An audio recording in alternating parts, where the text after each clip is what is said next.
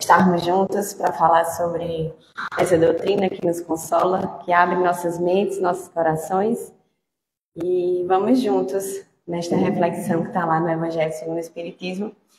E eu agradeço, a oportunidade de estar aqui, porque o primeiro coração que é tocado, que se nutre, é o meu, que tenho que ir lá fazer a leitura, procurar estudar, para hoje só facilitar algumas reflexões para vocês. Então, conto com a atenção, conto com a paciência de todos vocês, para que a gente saia junto com algum despertar, com alguma informação, nem que seja pelo menos com indicação de uma leitura nova, para que a gente reforce cada vez mais esses ensinamentos, essa fé inabalável que tanto se fala no Espiritismo, em nossas vidas e em nossos corações. Vamos juntos? Primeiramente, essa palavra inabalável. Eu acabei de procurar aqui na internet o que é inabalável. E aí no dicionário, a definição dessa palavra é fortemente apoiado.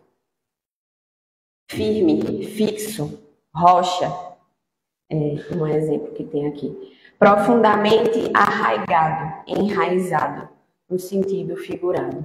Então hoje vamos falar dessa fé inabalável tão famosa, tão propagada pela doutrina espírita. Mas o que é fé? Fé é um sentimento inato. Nesse mesmo capítulo 19, no finalzinho, Kardec traz nas instruções dos espíritos essa definição. A fé como esse sentimento que já nasce com a gente. É como se fosse uma semente adormecida em nosso íntimo, de espíritos imortais que somos, aguardando o regar, o alimento, a nutrição para que ela desabroche e se fortaleça. Imagina, você tem a sementinha da fé que você precisa cuidar, nutrir, regar para que ela se desenvolva e para que ela se fortaleça. Eu sou pequenininha, eu vou ficar meio assim. Se vocês puderem me ajudar vindo mais para cá, eu agradeço bastante, porque eu não gosto de falar sozinha, não. Eu gosto de falar olhando para as pessoas. E tem, assim, alguns desse lado que eu não consigo ver. É uma caridade com a pessoa que é baixinha. Agradeço desde já.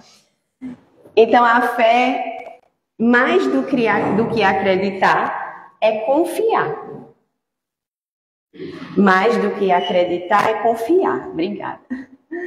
É ser fiel. É uma luz que nunca se acaba. É poder que nada pode se opor. A fé exige a nossa confiança, não é só crer. Então, a fé, segundo o dicionário, é a absoluta confiança que depositamos neste algo ou em um alguém, É a crença intensa na existência de algo, é a fé em Deus, segundo o dicionário.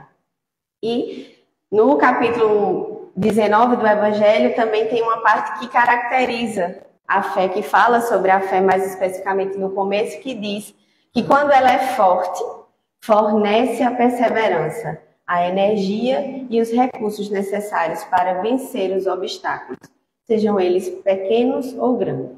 Então, fé tem a ver com algo que vai nos dar perseverança, energia, recursos para vencer todas as adversidades da nossa vida. E o que somos nós aqui? Nós viemos a passeio? O que a gente está fazendo aqui encarnado? Nós precisamos aprender, evoluir, se melhorar. E aí, no livro Pensamento e Vida, Emmanuel diz que fé é a força que nasce com a própria alma. Lembra que a gente falou que era um sentimento inato, segundo o Evangelho segundo o Espiritismo? Emmanuel reforça isso e diz que é a certeza instintiva na sabedoria de Deus, que é a sabedoria da própria vida. Palpita em todos os seres, vibra em todas as coisas. Nesse mesmo texto ele tem uma expressão maravilhosa. Ele diz que a fé é positiva segurança íntima. Eu achei tão bonito. Emmanuel tem cada expressão, O instinto é uma inteligência não racional, É a força oculta que solicita os seres orgânicos a atos espontâneos e involuntários, tendo em vista a conservação dele. E aí a gente vai evoluindo, adquirindo virtudes, conhecimentos, e esses instintos vão sendo substituídos pela razão, pela racionalidade. Então, ter fé é guardar no coração a confiança em Deus, sabendo que Ele é um Pai bondoso, que não desampara nenhum dos seus filhos. Isso vai sendo criado, vai sendo fortalecido, solidificado a partir de todas as encarnações, de todas as experiências aqui na carne que a gente vai aprendendo. E uma vez eu assisti uma palestra de Haroldo Dutra Dias, ela é de 2018, que ele falou em dois requisitos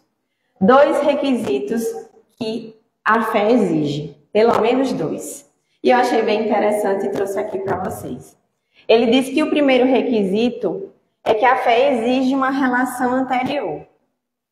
Para desenvolver a fé em Deus é preciso criar um relacionamento íntimo com Deus. Vocês parem para imaginar comigo. Como é que a gente se sente em relação a um estranho? Uma pessoa que a gente está vendo pela primeira vez. Alguns talvez aqui me conheçam, outros não. Imagina, como é que vocês vão confiar em Mari se vocês nunca viram Mari? Ou qualquer outra pessoa que cruze na rua com vocês. Alguém que você não tem referência, alguém que você nunca ouviu falar, com quem nunca conversou, com quem nunca se relacionou. Como é que você vai criar essa relação? E aí ele fala também de um segundo ponto, de um segundo requisito que a fé nos exige. A fé exige constância de caráter. Eita, Mari, que difícil isso. Como é isso? A gente está tudo titubeando aqui no planeta de provas e expiações. Às vezes arrudei, não consegue nem dar uns passos aí à frente. Como é que é isso? Permanente alimentação, reforço, constância moral. Por quê? Porque se a gente não alimenta, se a gente não cultiva uma plantinha, ela murcha. Imagina, você pode destruir uma relação de anos em um segundo. Não é não? Você pode perder a confiança em alguém com um gesto bobo, impensado, inesperado. Deus é imutável e exige de quem pretende se relacionar com Ele manter uma comunhão, manter um relacionamento. Essa mesma inalterabilidade do caráter, essa mesma constância moral que ele tem. Aí você vai dizer, tá, Mário, mas eu não sou perfeito. Eu sou tão, né? Mas é esse tentar, é esse esforço, é esse querer minimamente ter essa comunhão, esse relacionamento com Deus. Então, Haroldo falava desses dois requisitos, para que a gente pense de manter esse relacionamento íntimo com Deus do nosso jeito, principalmente através da prece, né, que é essa comunicação com o nosso anjo da guarda, com Deus, com Jesus, e tentar manter essa constância. Vocês estão aqui numa quarta-feira à noite, eu acho que todo mundo tem um propósito, tem um querer, de se nutrir, de se melhorar, de aprender uma coisa nova, para quando chegar as dificuldades da vida, que existem e que são muitas, a gente saber dar uma resposta positiva. A gente não titubear, a gente não desanimar, a gente não cair. E se cair, a gente levantar. Porque essa é a proposta do Espiritismo. Nos fortalecer, nos consolar, nos esclarecer, nos dar compreensão para que a gente dê respostas diferentes a coisas que a gente vem dando respostas automáticas a muitas encarnações, quiçá. No capítulo 19, no item 3, esse capítulo que a gente está trabalhando essa noite, Kardec diz que entende-se a fé como uma confiança que se tem na realização de uma coisa, a certeza de atingir um determinado fim. Então, se eu entendi o que é fé, que é mais do que acreditar, é confiar. Entendi os dois requisitos que Haroldo trouxe para a gente. E ainda, se a gente complementa essa fé, para a gente ter essa base para iniciar de fato o texto da noite de hoje, a gente vai entender isso que Kardec falou no início desse capítulo. Confiança que se tem na realização de uma coisa. Eu sei que por mais que eu caia, por mais que eu diga que não, eu vou chegar a um estágio relativo de perfeição. Eu vou ser um espírito puro. Será? Tem muita gente que diz, né? Será? Imagina que o Espiritismo me dá essa certeza, essa confiança que sim. Alguns vão demorar alguns milhares de encarnações, outros menos encarnações. Outros já estão nesse estágio Isso vai depender do ritmo de evolução de cada pessoa, do esforço de cada pessoa, do querer de cada pessoa. Mas a confiança de que a gente vai chegar lá nos dá uma força, nos dá uma segurança. Veja, a certeza de atingir um determinado fim. Ela dá uma espécie de lucidez. E eu marquei essa palavra porque eu acho ela muito forte. Imagina, uma consciência lúcida. Que permite se veja em pensamento a meta que se quer alcançar. Poxa, o Espiritismo lá na escala espírita, item 100 do Livro dos Espíritos, me diz que é isso mesmo, eu vou chegar lá. Meta que se quer alcançar e os meios de chegar lá. De sorte que aquele que possui essa fé, caminha, por assim dizer, com absoluta segurança. Olha, que eu marquei de novo aí. Absoluta segurança. Absoluta, para mim, também é uma palavra muito forte. E o que é a gente ter segurança? Não é bom a gente ter segurança? Ser firme em algo. Saber de algo que nos conforta e que nos deixa. Em ambos os casos, ela pode permitir que se executem grandes coisas. E aí a gente falou sobre um pouquinho sobre a fé, o início desse capítulo, e agora vamos entrar de fato na proposta de reflexão da noite de hoje. E aí, nesse item, que é o item 7, salvo engano, não botei a minha cola, mas enfim, ele começa dizendo que, do ponto de vista religioso, veja, do ponto de vista religioso, a fé consiste na crença em dogmas especiais, que constituem as diferentes religiões. Todas essas religiões, têm os seus artigos de fé. Então, sob o ponto de vista religioso, a fé pode ser cega ou raciocinada. Olhando por esse âmbito da religiosidade, a fé pode ser cega ou raciocinada. E o que é a fé cega?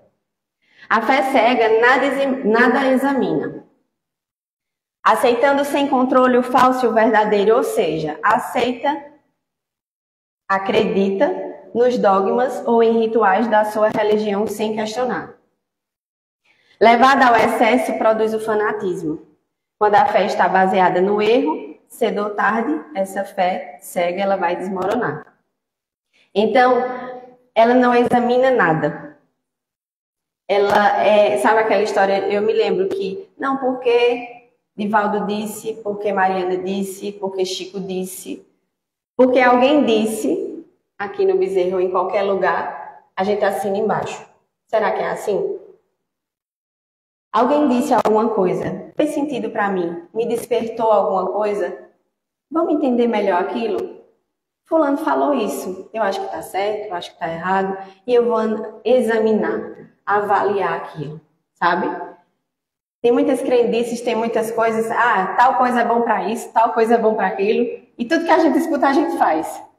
E às vezes a gente está achando que está resolvendo um problema e está adquirindo um problema, na verdade. Então, é a gente ter esse discernimento de examinar, de avaliar, de raciocinar as situações, para que a gente, não porque alguém disse que é bom, que o espiritismo é massa, que a gente vai assim embaixo e diga que é, ou qualquer outra coisa, em qualquer outro âmbito, seja das coisas da matéria, seja das coisas espirituais, é justamente essa questão da gente avaliar, que o contraponto dessa fé cega é a fé raciocinada, que tanto se fala no espiritismo. Essa fé raciocinada repousa sobre o fundamento sólido que lhe oferecem o livre exame, veja, livre exame e a liberdade de pensar. No Espiritismo diz isso, mas não entendi. Bora entender melhor, bora ler mais, bora procurar referências. Os 23 livros da obra de Kardec. Vamos lá procurar sobre aquele assunto e entender melhor sobre ele. Não é só porque a gente leu, entende? A gente precisa examinar. E a gente não está dizendo que é para tudo a gente duvidar e virar um Tomé, né? Não. O equilíbrio disso, mas o entendimento que a gente precisa avaliar, refletir. Ao invés de aceitar alguns dogmas, rituais e mistérios, deve analisar os fatos através de uma observação direta do estudo das leis naturais. Então, mais um pouquinho abaixo, não sei se tem um outro, tem não, mas Kardec fala que cada religião pretende ter a posse exclusiva da verdade. Preconizar alguém a fé cega sobre um ponto de crença é confessar-se impotente para demonstrar que se está com a razão. Então, às vezes eu digo que a minha religião, o credo que eu aceitei, que eu professo, ele é o certo, é onde está a verdade. E quando alguém indaga, eu não sei explicar porque eu não sei defender, né? E aí, isso aí já se confessa impotente esse credo de se fortalecer, de se embasar em algo. Porque a gente fala da boca para fora, como se diz comumente, certo? Nesse mesmo texto, Kardec diz que a fé não se prescreve, que a fé não se impõe. Realmente, é um sentimento inato, mas que precisa ser desenvolvido, fortalecido. Não compete à fé nos procurar. Não compete. Nós é que devemos ir ao encontro da fé, nutrir esse sentimento que está dentro de cada um de nós. E se a gente buscar sinceramente isso, a gente nunca vai deixar de achar. E aí ele fala da diferença de dois tipos de pessoas. Em certas pessoas, basta uma centelha para se desenvolver esta fé. E essa facilidade tem uma explicação. Essa facilidade de assimilar as verdades espirituais é sinal evidente de um progresso anterior. Esse espírito é mais vivido, mais evoluído, e por isso que a fé dele está mais desenvolvida, ele tem um despertar e consegue fortalecer essa fé melhor. Só que tem outras pessoas que é totalmente o contrário, Kardec diz. Nessas pessoas, dificilmente essas verdades penetram. Sinal não menos evidente de naturezas retardatárias. São aquelas que o coração é mais duro, que já viveram experiências negativas com a fé. Então, nas primeiras pessoas que a gente falou, elas já creram, já compreenderam, já trazem, já renasceram com essa intuição do que já viveram em outra encarnação. Já estão com a educação ou começada ou feita. Já existem, que é o segundo grupo de pessoas que a gente falou, que ela se fará agora. E se ela não ficar concluída nessa encarnação, ela vai se concluir em outra. Então, o homem tem que buscar fortalecer e desenvolver essa fé. Cada um de nós aqui presente nessa noite tem que voltar para casa com esse entendimento. Que a fé está em mim, mas cabe a mim buscar, desenvolver e fortalecer essa fé. É o que Kardec denominou no capítulo 17, item 4, sede perfeitos, da maturidade do senso moral. Eu adoro esse capítulo. Quanto mais eu leio, mais coisa eu vejo. Nos fatos da própria natureza, sem preconceitos, com a mente indagadora, aberta a tudo ver, a tudo observar, a tudo analisar, para que a gente decida cada vez melhor. A gente acorda e já começa decidindo. Eu vou orar, eu vou tomar banho, eu vou tomar café. Como é que eu vou para o trabalho? O que é que eu vou fazer hoje? Como é que meu dia é diferente? Então, imagina eu nutrir essa fé, eu usar tudo isso, indagar, observar, analisar, fortalecer esse sentimento dentro de mim para que eu faça as melhores escolhas no meu dia a dia. Então, é sempre uma questão de tempo e de vontade. Porque, como Jesus dizia, nenhuma ovelha vai se perder. Então, a gente pode relutar, a gente pode ser aquelas crianças espirituais birrentas, mas um dia a gente chega lá, certo? Então, essa fé raciocinada versus a fé cega, em que Kardec, esse é um dos textos que eu mais gosto também, que diz assim, a fé necessita de uma base. Olha, uma base. A fé precisa. E essa base é a perfeita compreensão daquilo em que se deve crer. Para crer, não basta ver. É preciso, sobretudo, compreender. Vejo muitos fenômenos Já recebi uma psicografia, já presenciei uma psicofonia. Será que isso basta para eu acreditar, confiar na existência dos espíritos, desse mundo espiritual? Quando Kardec diz isso para mim, é esse chamamento. Veja, para crer não basta ver, é preciso, sobretudo, compreender. A fé cega já não é deste século. Esse livro é de 1868 ou é 58. Eu sou ruim da memória. Mas veja quanto tempo faz. E ele já dizia no século XIX que a fé não era daquele século. Ora, é justamente o dogma da fé cega que produz hoje o maior número de incrédulos. Na época de Kardec era assim, hoje é diferente. Porque ela pretende, a fé cega pretende impor-se, exigindo a abdicação de uma das mais preciosas prerrogativas do homem. Quais são? O raciocínio e o livre-arbítrio. A fé cega, então, quer que a gente abra mão do nosso raciocínio e do nosso livre-arbítrio, que são as maiores conquistas do espírito. Lá no Livro dos Espíritos diz que os espíritos são os seres inteligentes da criação. Como é que a gente vai negar essa faculdade primordial à nossa essência de espíritos imortais que somos? Então, ao apresentar a fé raciocinada, o Espiritismo não nos diz que a gente vai compreender tudo agora. Mari está falando de uma fé que quer botar meu raciocínio em ação, quer botar meu livre-arbítrio em ação, mas eu não disse em nenhum momento a vocês que o Espiritismo vai nos explicar tudo agora. Era muita pretensão. Minha, primeiramente, e numa segunda escala do Espiritismo. Não, não é isso. Mas o Espiritismo explica por que certas coisas a gente não consegue compreender ainda. Por enquanto a gente não pode, mas um dia a gente vai compreender. E o Espiritismo também não diz assim, você não pode compreender isso de jeito nenhum. Isso são os mistérios. Nem tanto, nem tão pouco. Não me explica tudo, mas também não diz que eu nunca vou entender algo. Mari está viajando, vamos exemplificar. Se a gente vai lá para o Livro dos Espíritos, no item 10, a pergunta número 10 diz: pode o homem compreender a natureza íntima de Deus? Qual é a resposta? Não, não pode o homem compreender a natureza íntima de Deus. Porque falta-lhe, para tanto, um sentido. Eu não sei. O Espiritismo não me explicou a natureza íntima de Deus. Eu não consigo compreender em todos os âmbitos Deus.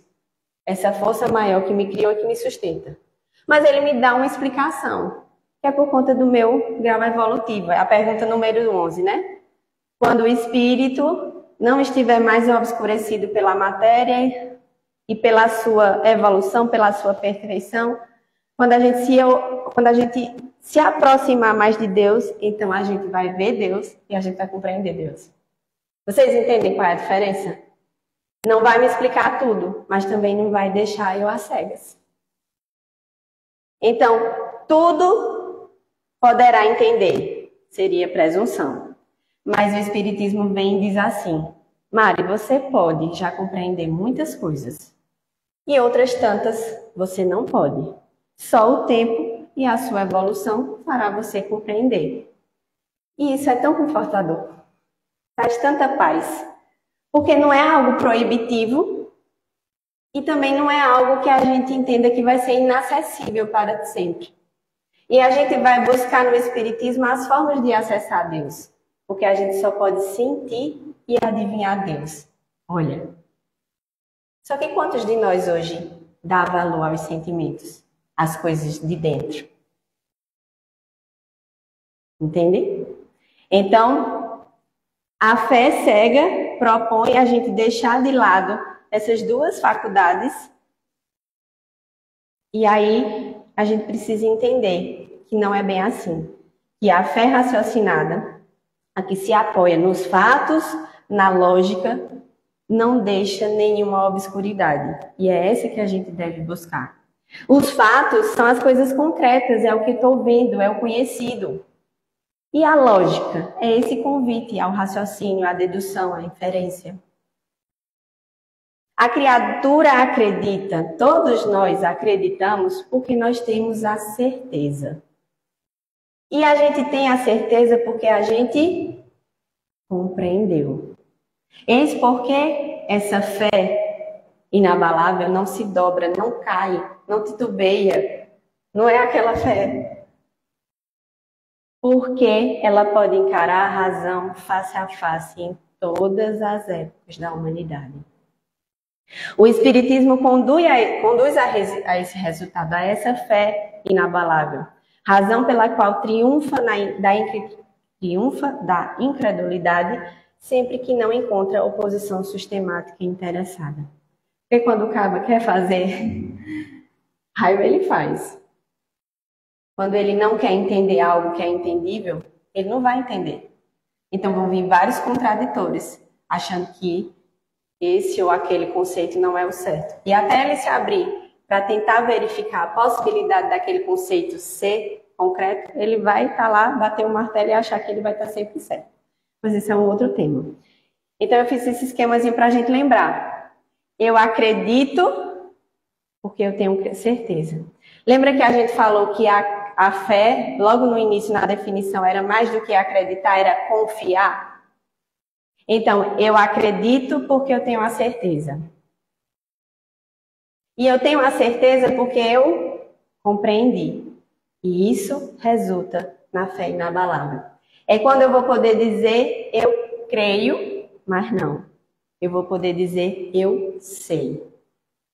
Parece a mesma coisa. Eu creio e eu sei. Mas vocês notam a diferença de uma evolução? De crer para confiar, de crer para você ser fiel a algo que te preencheu, que faz sentido, que te dá segurança. E eu acho que é isso que todo mundo busca. Concorda comigo? Só que para que essa fé não se enfraqueça, o convite da noite que me foi feito é a união dessa fé, que eu falei desde o começo, com a razão. Por quê? Porque a razão permite o homem raciocinar, analisar, avaliar. Por meio dessa faculdade que é a inteligência, a gente vai avaliar, analisar, raciocinar tudo que a gente crê. Portanto, ao invés de aceitar sem questionar o que as pessoas dizem ou as propostas de um determinado credo, a gente deve analisar, buscar informações, pesquisar, procurar em livros, situações, coisas que venham nos... Eu acho... Será que está ligado na tomada? Acho que está. Vou voltar. Então, a gente precisa analisar, procurar os livros, as informações, para que a gente possa reforçar aquilo. Então, a fé raciocinada, que se apoia nos fatos e na lógica, ela não deixa nenhuma obscuridade. É isso que está dizendo lá no capítulo do Evangelho. Crê-se porque se tem a certeza. E só se está certo de algo quando a gente compreende. Vou pensar num exemplo aqui. Tudo que eu vou fazer na vida. Aí o primeiro que me vem na cabeça é maternidade. Não sei porquê, né? Mas enfim. Quando eu vou ter um filho, e eu procuro saber como é o parto, como é a amamentação, como é os primeiros dias de vida, se for uma mãe de primeira viagem. Todas essas informações buscadas e analisadas vão me dar uma segurança para eu ser mãe de primeira viagem ou não? Eu comprei um determinado objeto, um eletrodoméstico. Nunca tive. Não me veio nenhum na cabeça agora. Mas imagina, chegou na minha casa, eu nunca tive aquilo. Como é que eu vou saber melhor usar aquele eletrodoméstico? Eu vou procurar entender, eu vou analisar, eu vou ler o manual de instrução. E essa base vai me fazer ter a melhor experiência com aquele objeto. Vocês estão entendendo a proposta? Eu estou falando isso no âmbito talvez mais material. Mas imagina no âmbito das coisas do espírito, do que a gente sente quando está desanimado, quando está angustiado. Quando a gente pensa que a nossa vida está de cabeça para baixo, que Deus esqueceu de mim, que eu não pedi isso. E eu buscar essa base para me dar segurança para eu virar essa página. Vocês entendem o que é a fé? E é engraçado que tem outra parte do Evangelho segundo o Espiritismo, é o capítulo 1, que eu também adoro, que diz assim: a fé se dirigiu à razão. A razão nada encontrou de ilógico na fé. E o materialismo foi vencido. Até Kardec, a gente nunca imaginava que pudesse haver a ligação entre ciência e religião. Ciência e religião não se entendia, porque cada uma, encarando as coisas do seu ponto de vista, se repeliam. Era preciso uma coisa no meio da ciência e da religião para preencher esse vazio que existe entre esses dois âmbitos. Um traço de união que ligasse. Esse traço de união, segundo Kardec, no capítulo 1 do Evangelho segundo o Espiritismo, está, veja que maravilhoso, está no conhecimento das leis que regem o mundo espiritual e suas relações com o mundo corpóreo. Qual é a ciência humana que trata sobre isso?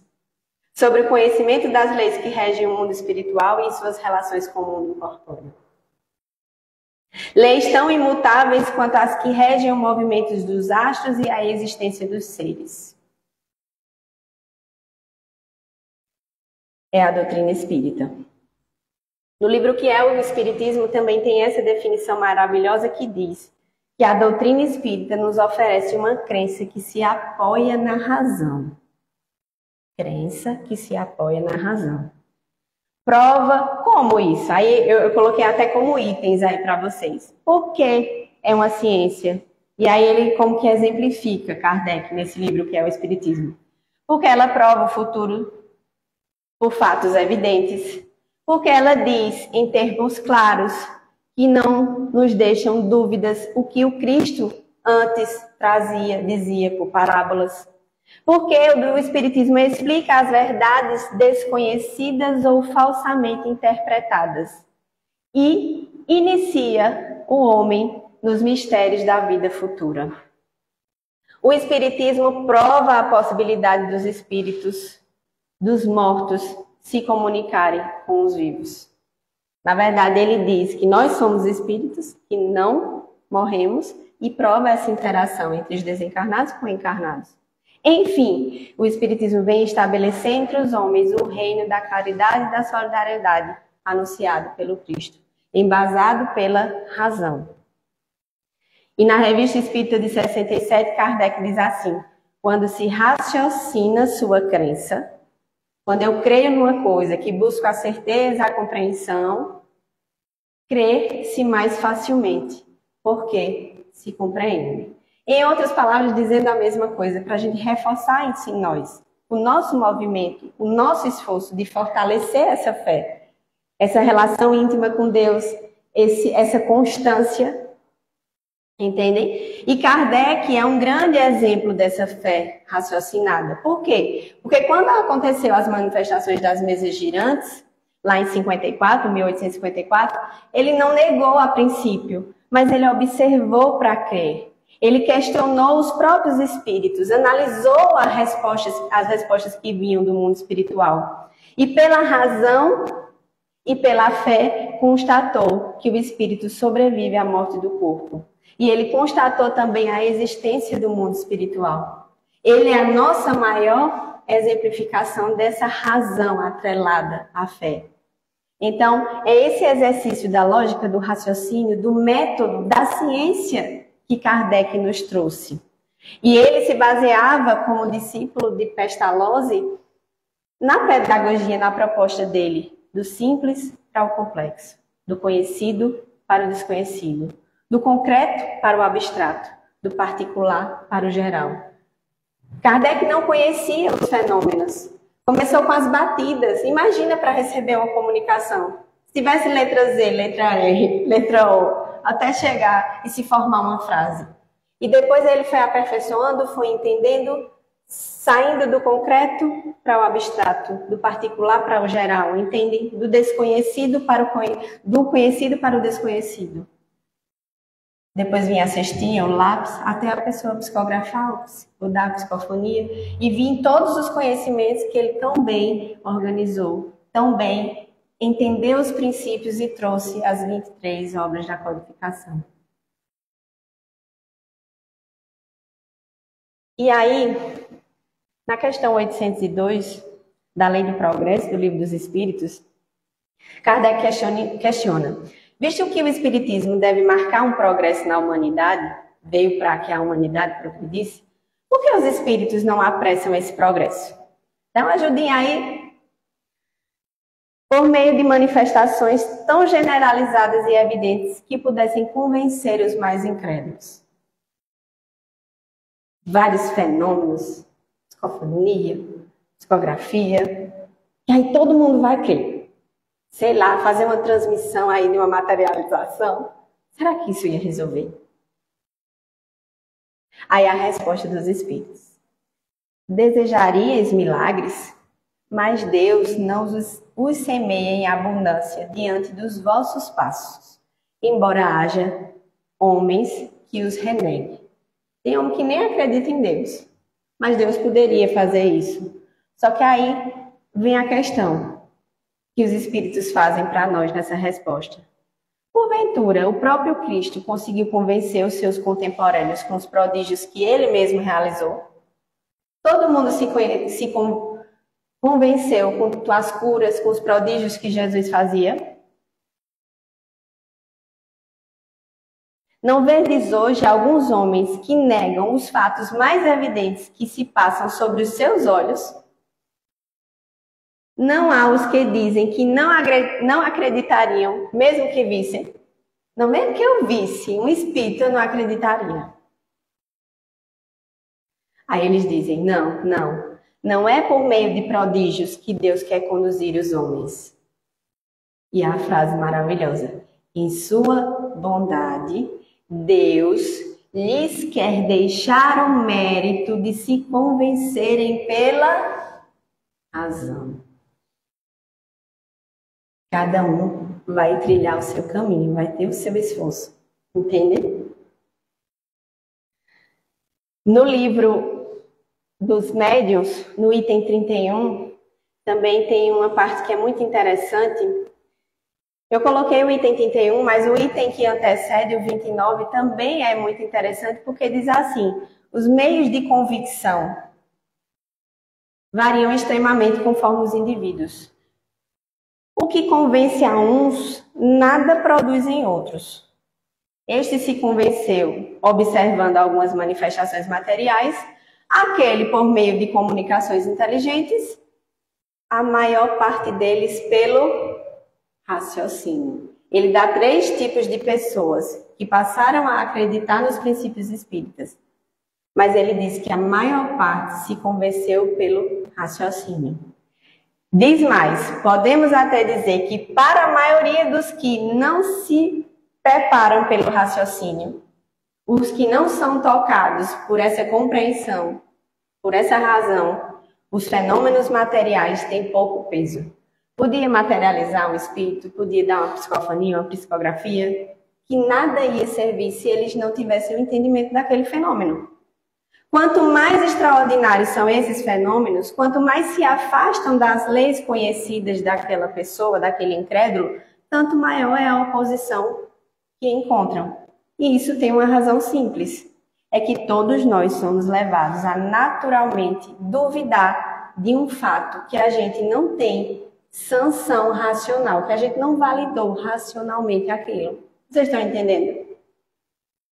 Quantas pessoas, diz Kardec, se conservaram indiferentes ou incrédulas diante dos fatos mais positivos que aconteceram e só mais tarde se convenceram mediante a uma explicação racional? Eu vi, chegou a mensagem, materializou o espírito, mas eu ainda não sei se é isso mesmo, não. Mas depois que começou a estudar, que embasou, que solidificou aquele conhecimento, fortaleceu aquela fé, não precisava nem ter presenciado o fenômeno. Vocês estão entendendo? Quantas pessoas, enfim, se convenceram sem nada ter visto, unicamente porque haviam compreendido. Eu creio no espiritismo e eu não precisei ver nenhum espírito, obter nenhuma comunicação, porque eu compreendi e faz sentido, é lógico, me consola, me dá segurança. Vocês estão entendendo? Falamos, portanto, por experiência, isso é Kardec dizendo que a experiência dele, na experiência dele, com a experiência dele, ele afirmava que o melhor método de ensino espírita é o que se dirige à razão e não aos olhos. Lembra que a gente leu? Não basta ver, é preciso compreender. Aí Kardec vem dizer, eu preciso me dirigir à razão e não aos olhos. É o método que seguimos, isso é ele dizendo, né? Que é o método que ele seguia nas lições dele e pelo qual só temos que nos felicitar. É como se ele dissesse assim, tá massa, eu tô feliz quando eu toco as pessoas pela razão e não pelo fenômeno. Vocês estão entendendo? Nos círculos espiritistas... Acho que ficou errado. Não, ficou certo. Então, o que é que acontece? A gente precisa, de alguma forma, ter essa base da razão, da compreensão, do entendimento. Eu falo muito da proteção da compreensão. Eu sinto essa segurança, essa proteção quando eu compreendo. Os exemplos que eu dei a vocês, da mãe de primeira viagem e do eletrodoméstico. Eu não fico mais seguro? Só que aí, esse foi o pedido da noite, para amar e aliar fé com razão. Mas a gente não pode falar de fé inabalável sem falar de um segundo sentido, de um segundo requisito, que unido com a razão é o que dá essa fé inabalável. Então, para a gente concluir na noite de hoje, existe um texto que está lá no livro Coletânea do Além, que diz assim, nos círculos espiritistas, muito se tem falado de uma fé raciocinada. Eu acho que a maioria de vocês já ouviu falar da fé raciocinada, que tanto o espiritismo propaga. Que é isso, não é porque lá no Bezerra disse, lá na Casa Chico disse, é porque eu estou indo lá, estou estudando, estou compreendendo e aquilo faz sentido. Aquilo tocou meu coração, tocou a minha mente, abriu minha mente, minha visão. Eu brinco dizendo que o espiritismo é um óculos 3D. Que a gente bota ele e consegue ver outras coisas que a gente não conseguia ver, sabe?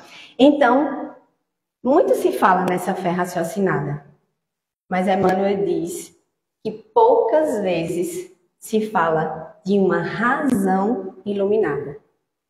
Fé raciocinada. Eu uni fé com razão. Só que essa razão tem que estar iluminada, Emmanuel está dizendo. Vou chamar, que viagem é essa? E aí logo em seguida Emmanuel diz, se é certo que o sentimento sem a fiscalização do raciocínio pode conduzir ao absurdo, foi isso que a gente viu até agora, que é preciso ter essa sanção do analisar, do compreender, do raciocinar, porque senão o sentimento, a fé vira fanatismo, lembra? Eu creio, não é assim. E você não sabe explicar por quê, você não embasa, você não convence, nem a si próprio, nem a outras pessoas. E não que seja o nosso querer convencer outras pessoas. Mas imagina, essa fé, esse sentimento, sem a fiscalização do raciocínio, pode conduzir ao absurdo do fanatismo, por exemplo. Só que o raciocínio, sem o sentimento, sem a pureza de coração, sem a humildade, sem a caridade, pode conduzir a um absurdo ainda pior. Um absurdo mais lamentável, diz Emmanuel. O cérebro e o coração não podem viver separados na tarefa construtiva. Mari está dizendo que a gente precisa raciocinar, que a fé espírita tem que ter essa base da compreensão. Entende? Eu preciso me melhorar. Por quê? Porque eu sou um espírito imortal encarnado aqui na Terra para ser melhor. Os problemas me acontecem. Por quê? Porque eu estou precisando aprender alguma coisa. Tem duas maneiras de mudar. Quando a gente cansa de sofrer ou quando a gente aprende.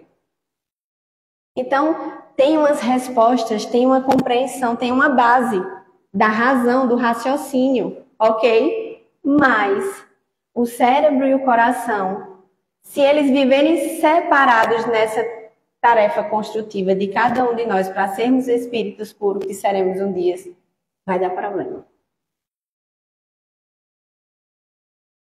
Sem a perfeita harmonia de ambos, todo trabalho edificante torna-se impossível. Aí a gente vai lá, eu até botei aqui na minha fila, a gente vai lá para o Sede Perfeito de novo, que fala daquela maturidade moral, lembra que eu falei? Ele começa falando sobre os bons espíritas. Bem compreendido, mas, sobretudo, bem sentido, o espiritismo conduz forçosamente aos resultados acima expostos, que é o homem de bem. Bem compreendido, razão. Sobretudo, bem sentido, coração. Mari, ele veio no capítulo 19 falar sobre a fé inabalável, mas ele tem um capítulo também que fala sobre fora da caridade não há salvação. Porque razão sem humildade, razão sem caridade é egoísmo, é vaidade. Então não adianta a gente saber compreender se a gente não tiver essas virtudes do coração, do sentimento em ordem. A humildade e a caridade. E caridade é muito mais, não à toa o irmão leu sobre a caridade no início do nosso momento aqui, lembrando que a caridade é pensamento, palavra e ato. Não é só o dar e coisas materiais. O quanto eu posso dar de coisas, de alimentos espirituais? Um sorriso, uma palavra amiga, um abraço? Não precisa de dinheiro para fazer a caridade. Então, a razão sem o sentimento. Eu não vou me lembrar agora porque eu sou ruim da memória, mas existe outra mensagem de Emmanuel que fala sobre um pássaro e duas asas. Vocês já viram um pássaro voar com uma asa só? Não voa. Uma asa é o sentimento, outra asa é o raciocínio, é a razão. E a gente, para caminhar, precisa desses dois âmbitos, dessas duas situações. E aí Emmanuel finaliza o texto. Invocando o raciocínio, em todos os instantes da vida, não deve esquecer sua iluminação própria na fé. Eu busco esse raciocínio, mas eu não esqueço de iluminar esse raciocínio com a própria fé. Com esse sentimento que está dentro de mim, que faz a ligação. Lembra que a gente estava falando sobre isso? De sua elevação sentimental, de sua riqueza interior. Em suma, de seu aperfeiçoamento individual na lei do esforço próprio. A gente precisa unir essas duas situações. Razão e sentimento. Então, que a gente sempre entenda isso. E se pergunte, quanto da nossa fé já é de fato essa ação, esse aprofundamento do nosso relacionamento com Deus, com o nosso Criador. Mas do que crer nesse amparo divino, a gente precisa nos manter, nos mover, nos direcionar, no sentido de secundar, de fazer a nossa parte nessa relação, né? Nos alinhando, nos endireitando os caminhos. Então, sempre nos perguntar, será que faltou vigilância? Será que faltou preparação, dedicação? Para que a gente não impute a Deus, não diga que foi que Deus quis assim, que era a providência divina, e a gente esqueça da nossa parte, do nosso querer em ação, unindo razão e sentimento, para que essa fé esteja sempre viva.